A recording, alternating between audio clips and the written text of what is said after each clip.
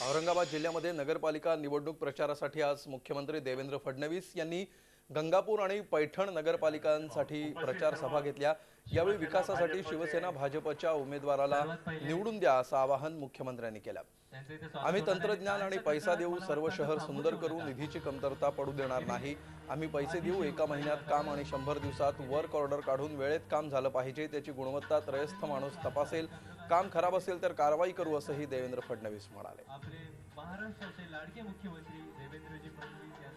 आपण सांगितलं आपल्याला स्मार्ट सिटी तयार करायची आहे, आपलं शहर हे सुंदर आपल्याला करायचं आहे, आपण काळजी करू नका।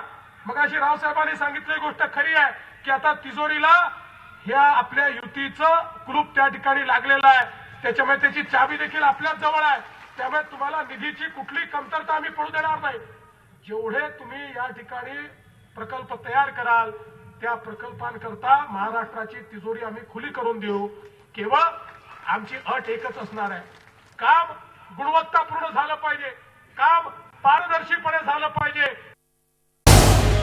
झी 24 तास रहा एक पाऊल पुढे।